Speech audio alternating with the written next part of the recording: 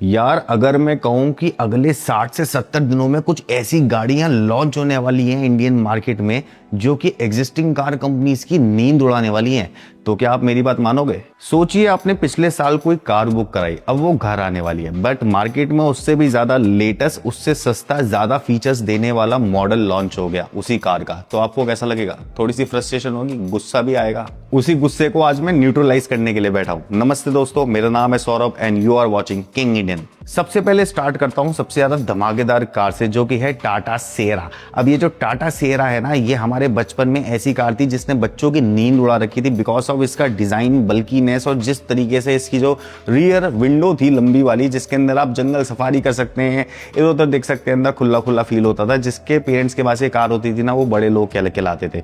But अब दोबारा से उसी चाम को देखते हुए टाटा ने रीलॉन्च कर दिया है, जो कि आपको कल के वीडियो में पता चलने वाला है, टाटा सेरा न्यू। और सबसे बड़ी जो मिथ है इसका वो है कि अभी इसमें ईवी वेरिएंट नहीं आ रहा है, आएगा कुछ टाइम बाद आएगा। जैसे पंच थी, उसका पंच का ईवी वेरिएंट आया, बट अभी इसमें ईवी वेरिएंट नहीं है। अभी इसके अंदर आपको पेट्रोल एंड डीजल मॉडल मिलेंगे। टाटा मोटर्स ने सेरा को एक एज अ ब्रांड ही समझ लिया है। अब ये ब्रांड के पॉइंट ऑफ व्यू से काम कर रहे हैं। अब इसको सेरा ऐसा बना देंगे कि जो लोग इससे, मान लो कि पहाड़ों पे घूमना चाहते हैं, जो लोग इसको लेके ऐसा अपना इंप्रेशन दिखाना चाहते हैं, लुक वाइज कूल कार होनी चाहिए। कलर्स ऑप्शन भी बहुत अच्छे ब्राइट कलर लेके आएंगे इस बार। रेड भी लेके आ रहे हैं, व्हाइट भी लेके आ रहे हैं, ब्लैक भी लेके आ रहे हैं, और सबसे फेवरेट, मोस्ट फेवरेट जो कलर रहा है इसका वो है येलो स्टोन के अंदर जो कलर है वो।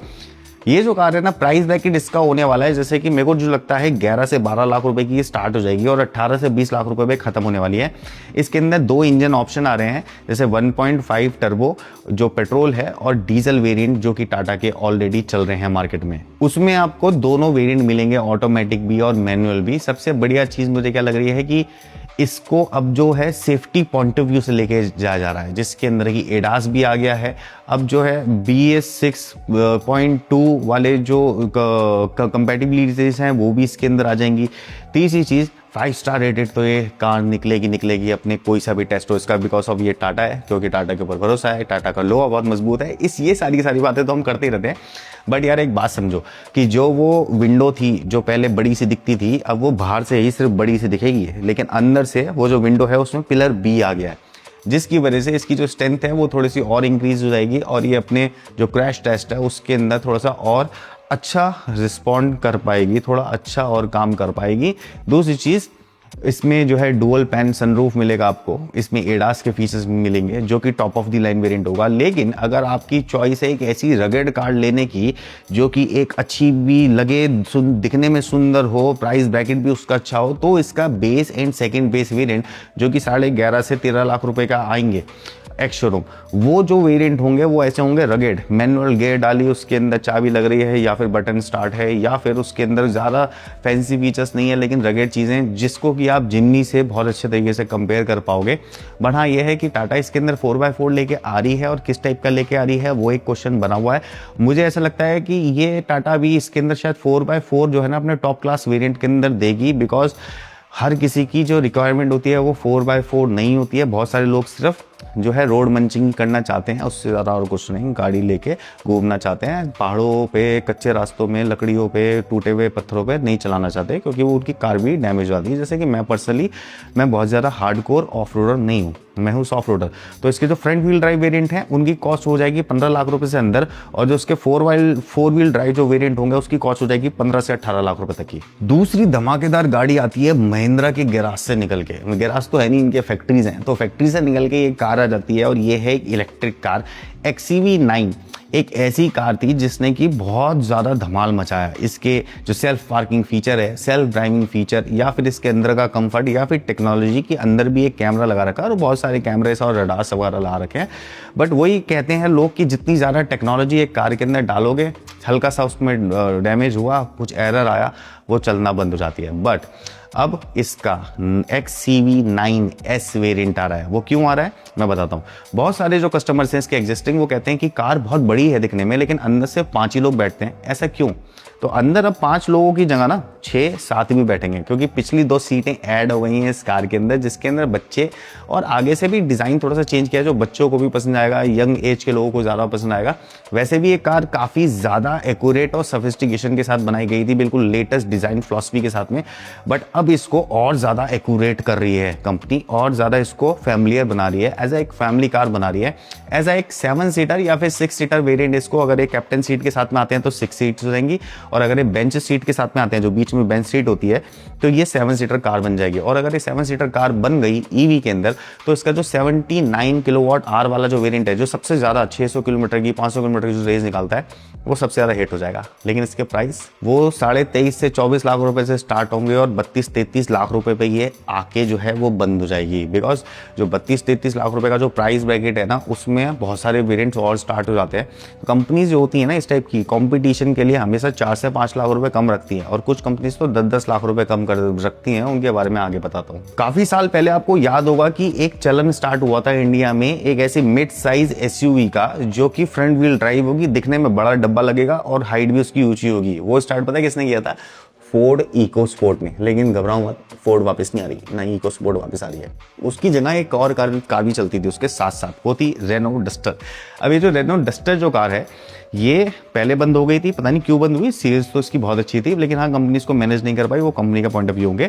बट अब रेनो डस्टर दोबारा से आ रही है मार्केट में, और इसका जो डिज़ाइन है वो काफ़ी एक्यूरेट है, काफ़ी फंक्शनल है। एलईडी हेडलैम्प्स आ गए हैं काफ़ी सारे, आगे जो है आपको लाइट्स दिख जाती हैं, डीआरएल। इसका जो फ्रंट ग्रिल है सुंदर है देखने में, हुड देखा जाए उसके ऊपर क्रीज लाइनिंग, बॉडी लाइनिंग, जो इसकी बैग है वो भी काफ़ी सुंदर है, जहाँ तक कि हमें इसके वीडियोस और फोटो से पता चलता है। डाइकिया करके एक कंपनी थी, और वो अब जो मतलब वो डस्टर ही के ही फॉर्म में इंडिया के अंदर आएगी, तो रेनो इंडिया जो है वो उसकी रिस्पॉन्सिबिलिटी संभालेगी। तो कभी भी जो लोग ये सोचते हैं कि यार ये इस कंपनी की नहीं है, उस कंपनी की है, तो मैं आपको नेक्स्ट एग्जाम्पल देने वाला हूँ। नेक्स्ट कार है MG मैजिस्टर। लेकिन पहले ये तो सुन लो कि ये कितने लाख रुपए तक की आएगी, जो हमारी डस्टर आएगी। ये मेरे को ऐसा लगता है कि 10.5 से 11 लाख रुपए या 12 लाख रुपए का इसका एक्यूरेट प्राइस होना चाहिए सेकंड बेस वेरिएंट का, जो जिसके अंदर की सारे फीचर आपको मिल रहे हैं, एडवांस फीचर नहीं मिल रहे, क्योंकि बड़ी कार होगी ये पहले से। बट इसका जो top of the line variant company सोच रही है बेचने के लिए, वो बेच रही है जी, वो बेचेगी 17 से 18 लाख रुपए का। अब ये 17 से 18 लाख रुपए का जो वेरिएंट आएगा, क्या आप लोगों को लगता है कि इसमें ये कार बिकेगी? क्योंकि 18 लाख रुपए तो काफ़ी अच्छी गाड़ियाँ जाती हैं। अब बात करता हूँ मैं MG मैजिस्टर की। ये जो मैजिस्टर नाम है ना MG का, ये कहीं ना कहीं मेरे को ऐसा लगता है, पर्सनल फीलिंग है, ये आया है फॉर्च्यूनर से, फॉर्च्यूनर लेजेंडर। अभी तक आपकी अगर फेवरेट कार फॉर्च्यूनर लेजेंडर थी ना, तो भूल जाना, क्योंकि मैजिस्टर आ रही है। और मैजिस्टर जो है ना, फॉर्च्यूनर के सामने खड़ी कर दोगे तो फॉर्च्यूनर लेजेंडर पतली दुबली और बेकार सी लगेगी, because of none of tax और टेक्नोलॉजी के मामले में। चलो ठीक है, इंजन रॉ है उसका, जैपनीज इंजन है, टोयोटा बहुत बड़ी मानी हुई कंपनी है। बट आजकल की जनरेशन को क्या चाहिए? भारीपन, लैंड क्रूजर, टेक्नोलॉजी। लेकिन लैंड क्रूजर बहुत महंगी आती है, तो लैंड क्रूजर का जो करोड़ों रुपए का जो प्राइस टैग है, वो MG मैजिस्टर अपने कुछ लाखों रुपए में ले आएगी। जैसे कि मेरे को ऐसा लगता है 44 लाख से स्टार्ट हो रही है, और 52 लाख पे वो खत्म हो जाएगी, जिसपे कि जो फॉर्च्यूनर है वो 65 लाख की आती है लेजेंडर, और उसमें भी अगर एड ऑन कराते हैं तो 70 लाख रुपए तक पहुंचती है। अगर वो का ये जो MG है ये इतने कम पैसे कर ले अपने, जब 12, 13, 15 लाख रुपए अगर कम कर दे, और मैजिस्टर जैसी कार ले आए जो फॉर्च्यूनर से ज़्यादा लंबी होगी, ऊंची होगी, ज़्यादा बड़ी होगी, अंदर से अंदर ज़्यादा अच्छे कंफर्टेबली लोग बैठ सकेंगे, और इसमें सनरूफ, टेक, स्टीरियो, एडास, ऐसे बहुत सारे एडवांस फीचर होंगे। और पावर की बात करूं तो पावर भी मेरे को ऐसा लगता है कि 350 इसका NM ऑफ टॉर्क होगा लेजेंडर का, क्योंकि अभी सॉरी इसका मैजिस्टर और लेजेंडर में ना बोलने में बहुत ज़्यादा कन्फ्यूजन है, बिकॉज दोनों ही जो नाम है ना वो एक स्टेटस को रिप्रेजेंट कर रहे हैं। लेजेंडर, मैजिस्टर, ये दोनों ही जो ना आपस में टक्कर मारने वाली हैं, और बहुत जल्दी इनकी टक्कर होगी, और मैं बहुत जल्दी इनके वीडियोस लेके आऊँगा। बट मुझे ऐसा लगता है कि जिस हिसाब से इनके जो इंजन हैं जो बनाए जाएंगे, और मैजिस्टर को जो जिस तरीके से एज अ पैकेज कंपनी लेके आएगी MG, 350 NM of torque, 250 bhp के आसपास ये कार होनी चाहिए, बिकॉज ऑफ इसके अंदर कैपेबिलिटीज भी होंगी। अगर कंपनी इसका top of the line variant में या फिर इसके 4 व्हील ड्राइव वेरिएंट के अंदर इलेक्ट्रॉनिक डिफरेंशियल लॉक डाल देती है, डिफ लॉक जिसको बोलते हैं, और वो कंप्यूटराइज मैनेज होता है, बजाय हाथ से करो। आजकल कौन करता है? और MG ने ना अपनी साइबेस्टर जैसी कार से, या फिर और भी गाड़ियां हैं इनकी, हेक्टर हुआ, उसके अंदर भी जो टैग इन्होंने पहले डाला था, इसलिए वो कार बहुत फेमस हुई थी। इंजन के पॉइंट ऑफ व्यू से देखें तो लोग कहते हैं कि माइलेज नहीं देती है, तो बस यही एक फैक्टर था जिसकी वजह से जो हेक्टर है थोड़ी सी कम बिकी, बट डीजल वेरिएंट तो उसका बहुत अच्छा चलता है और ऑटोमेटिक ट्रांसमिशन तो इनका बहुत ही ज़्यादा स्मूथ है। तो वहाँ से सारी इंस्पिरेशन आई है मैजिस्टर की। अब ये जो है ना MG इंडिया खुद नहीं बनाती है गाड़ियाँ, ये बात ध्यान रखना, सोर्स करती है। अब ये बहुत सारी कंपनी सोर्स करती हैं, हर एक कंपनी देख लो तो बहुत जो बड़े वाले जो दिग्गज हैं जैसे टोयोटा हो गई, मारुति हो गई हमारी इंडियन, ये सब सारे सोर्स नहीं कर रहे हैं। लेकिन हाँ ये है कि ये भी बहुत सारी पार्ट्स जो हैं बहुत सारे जो है ये सोर्स करते हैं बाहर से। बट MG का क्या है कि इन्होंने इंडिया के अंदर एक बहुत अच्छा ना रिलेशन बना लिया है, बहुत अच्छा कस्टमर फीडबैक भी है इनका। तो ये वूलिंग जैसी कंपनी हो गई, तो वहाँ से वो कार जो वूलिंग पहले सक्सेसफुल जो गाड़ियाँ चल रही हैं वहाँ से वो कार उठा के इंडिया के अंदर सेल करेंगे और ये कोशिश करेंगे कि हमारी जो इंडियन जनता है वो खुश रहे। अब अगर आपके पास में 6 लाख रुपए से 12 लाख रुपए का बजट है तो ये लाइन मेरी ध्यान से सुनना, 3 गाड़ियां लॉन्च होने वाली हैं। 6 लाख रुपए से स्टार्ट होगी लीप मोटर की कार, जो कि इंडिया में आने के बाद में धूम मचा देगी। बिकॉज ऑफ हमारे पास में केस स्टडी है, जैसे कि वियतनामी कंपनी विनफास्ट आई अपनी EV कार लेके और ये बोला कि बस कार खरीद लो 17-18 लाख रुपए की हमसे, या 15-16 लाख रुपए की, या फिर 12-13 लाख रुपए की। बट उसके बाद में आप टेंशन मत लेना, क्योंकि 3 साल तक इसका सब कुछ फ्री है। इसकी चार्जिंग वार्जिंग कर लो, आप इसकी सर्विस कर लो, ये कर लो, वो कर लो, सब कुछ फ्री है, बस हमें बस स्टार्टिंग के पैसे दे दो आप। तो ऐसे ही लीप मोटर भी आएगी, ये है इनका पैकेज। 6 लाख रुपए से स्टार्ट हो जाएगी इनकी कार। जिन लोगों के सपने थे कि आज तक यार हम तो गाड़ी चला नहीं पा रहे हैं या फिर ये है, तो 6 लाख रुपए की EV ले लो छोटी सी, घूमो, उसमें सब कुछ फ्री है 3 साल तक। ऐसा मेरे को लगता है कि प्लान इनका हो सकता है। नेक्स्ट कार है ब्रेजा। अब ये जो ब्रेजा है ना यार, ये पहले जब आई थी मार्केट में फर्स्ट वेरिएंट जो था इसका, तो बड़ी बल्की सी लगती थी। अब सेकंड वेरिएंट कंपनी ने ना इसका थोड़ा स्लिमर, थोड़ा ऐसा स्लीक सा कर दिया था, जैसे कि अपनी स्विफ्ट और अपनी डिजायर के साथ में ही करते हैं। तो मारुति ने अपनी जो स्विफ्ट कार है उसको डिजायर से अलग कर दिया। पहले वो डिजायर के अंदर ही थी, जैसे कि स्विफ्ट कोई पीछे डिग्गी लगा के पहले डिजायर लॉन्च कर दी थी, बट पता नहीं चलता था कि ये स्विफ्ट है डिजायर है, तो लोग कंफ्यूज ही रहते थे हमेशा अगर डिग्गी नहीं देखते थे तो अब जैसे स्विफ्ट को अलग कर दिया गया और डिजायर को अलग कर दिया गया, अब ये जो है ना इन दोनों का मिक्सचर मुझे कुछ ऐसा लग रहा है कि स्विफ्ट वाला ही डिजाइन फिलॉसफी जो होगी वो ब्रेजा में आने वाली है, जैसे कि उसकी फ्रंट हो गई या फिर उसकी बैक हो गई। अगर ऐसा करते हैं और स्विफ्ट को बड़ा कर देते हैं, ब्रेजा बना देते हैं, तो क्या लगेगी कार यार ये ब्रेजा। जो कि मेरा जो आइडिया है वो, देखो मारुति के पास जो इंजन है ना वो ही यूज होंगे इसके अंदर, कोई नया इंजन इंट्रोड्यूस नहीं होगा। इनका 3 सिलेंडर इंजन 1.5 लीटर, अब उसके अंदर टर्बो डालो, ऑटो डालो, मैनुअल डालो, जो भी डालना है इनको वो ये डालेंगे। लेकिन इसकी जो प्राइस ब्रैकेट जो आएगी 8 लाख रुपए से स्टार्ट होगी, ऐसा लग रहा है।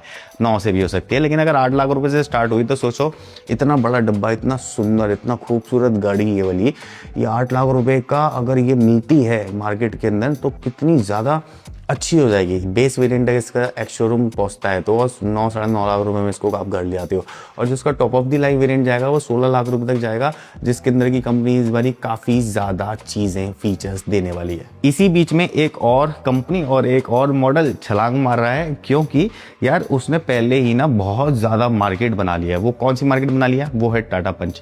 अब ये जो टाटा पंच है ये बहुत ज़्यादा अच्छी सेल्स नंबर लेके आई थी, बिकॉज ऑफ 6 लाख रुपए से 6.5 लाख रुपए से स्टार्ट हो जाती थी। तो जहाँ पे टाटा पंच इतने कम पैसों में स्टार्ट हो रही थी, वहाँ पे ये इतना बड़ा डब्बा दे रही थी, उसके अंदर स्टीयरिंग, उसके अंदर पावर विंडोज़, वो काफ़ी सारी अच्छी सोफिस्टिकेशन दे रही थी उसके अंदर। अब क्या है कि कंपनी ने ये सोचा यार हमारी सारी गाड़ियाँ सेम ही डिज़ाइन की लगती हैं, अंदर से भी सारी सेम है। हम लोग भी यही बोलते हैं जब भी टाटा का कोई भी प्रोडक्ट जब लॉन्च होता है। तो अब जो टाटा के जो नए वाले जो मॉडल लॉन्च हो रहे हैं, सफारी एंड ऑल, इसमें ना क्या है कि इसकी डिज़ाइन फिलॉसफी अब मेरे को लग रहा है कि ये पंच के अंदर आएगी, और पंच का आगे से थोड़ा सा फेसलिफ्ट आपको देखने को मिलेगा और पीछे से भी टैक ऑलमोस्ट वैसे ही होगा, बिल्ड क्वालिटी भी वही टाटा की ही होगी। लेकिन हाँ ये है कि टाटा का लोहा जो 5 स्टार जो है वो लेके आती है टाटा हमेशा, और टाटा हमारी इंडियन कंपनी है और हिंदुस्तानियों के लिए ज़्यादातर सोचते हैं लोग, तो उसके अंदर ये बहुत ही अच्छा काम करेंगे अगर पंच को इन्होंने एक एक्यूरेट कार बना दिया तो। अब दोस्तों आने को तो बहुत सारी गाड़ियाँ आनी है, लेकिन सारी चीज़ें मैं अभी नहीं बता सकता क्योंकि वीडियो लंबा हो रहा है, और ये वीडियो जो है बहुत मेहनत से बनाया जाता है स्टडी करने के बाद में कि कितने रिसोर्सेज हैं आपके पास में। अगर आपको इस टाइप के वीडियोस अच्छे लगते हैं ना तो कॉमेंट करो वीडियो के नीचे कि हाँ हमें और वीडियोस चाहिए। आप कॉमेंट करो गुड लक करके कॉमेंट कर दो, तो मैं समझ जाऊंगा कि आप जो है इस टाइप के वीडियोस देखना पसंद करते हो। नेक्स्ट वीडियो में मिलते हैं किसी और टॉपिक के साथ में, तब तक के लिए नमस्ते, बाय बाय।